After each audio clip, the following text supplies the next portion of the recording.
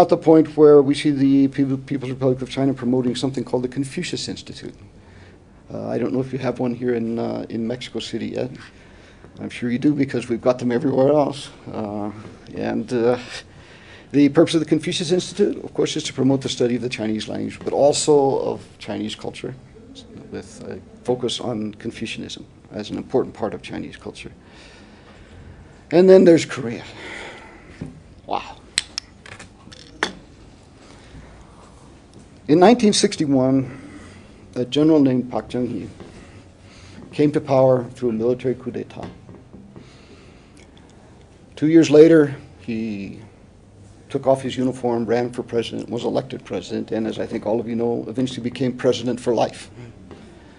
Park Chung-hee, when he first came to power, he wrote a book in which he blamed almost all of the problems in Korea on Confucianism.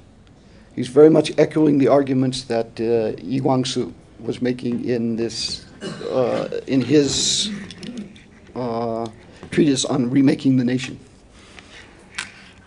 And I remember reading Park's book when I was an undergraduate in Korea and saying, oh boy, okay. Well, Park Chung-hee was made president in 1963 under a constitution that said the president can have 2 4-year terms. So it was modeled after the US Constitution in that regard. And Park Chung-hee was elected in 1963. He ran for president again in 1967 and he was elected. Then in 1969, he decided that South Korea simply could not survive without him. And so he pushed through a revision of the South Korean Constitution to allow him to run for a 3rd term.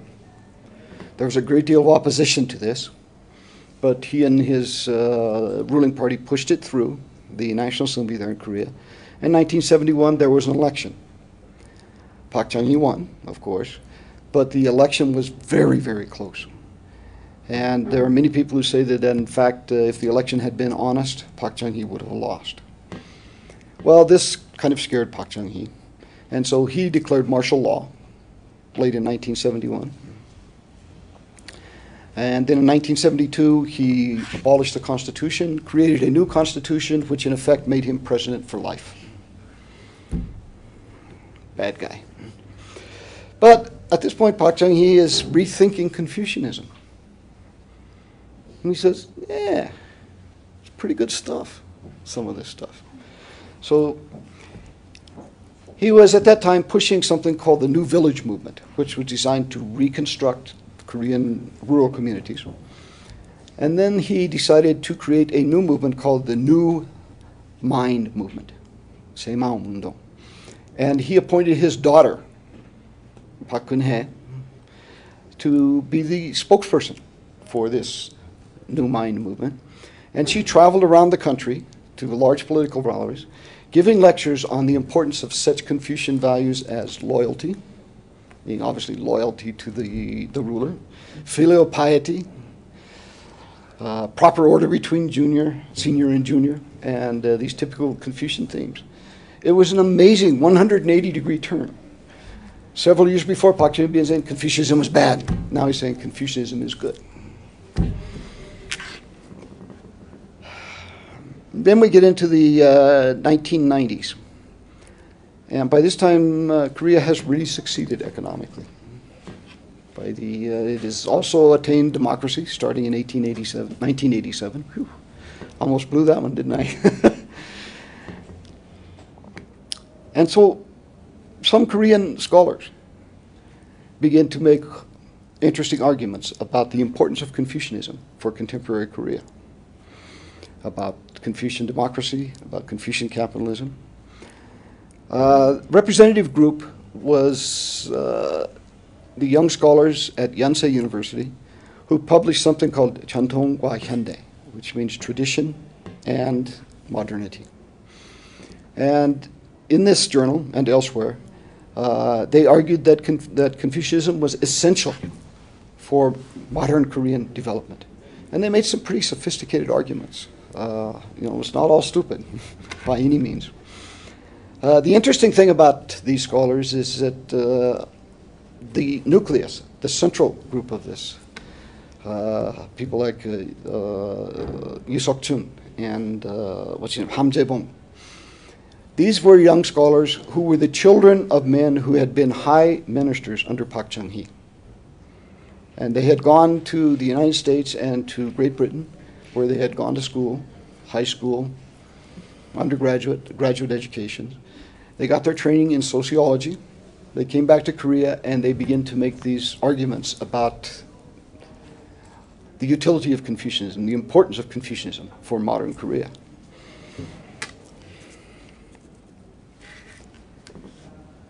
Well, of course, there were countercurrents to this, too. There were people in East Asia who were questioning this renewed emphasis on Confucianism. This began first in Japan because the Japanese bubble burst first. In the early 1990s, Japan's economy went bad. The Japanese lost confidence, and the Japanese lost interest in promoting Confucianism as an explanation for their success. In China, it's harder to say, in part because it's so complex. But it seems to me that there are a lot of young scholars working in what we could call cultural studies or postmodernism, in fields of literature and to some degree in fields of history, who are really very skeptical of the idea that Confucianism is not only China's glorious past, but China's glorious future. I suspect that there are other people, particularly inside the PRC, who are very skeptical of the current policy of sort of glorifying Confucius and Confucianism, but I don't think they dare speak their minds. So it's very difficult for them.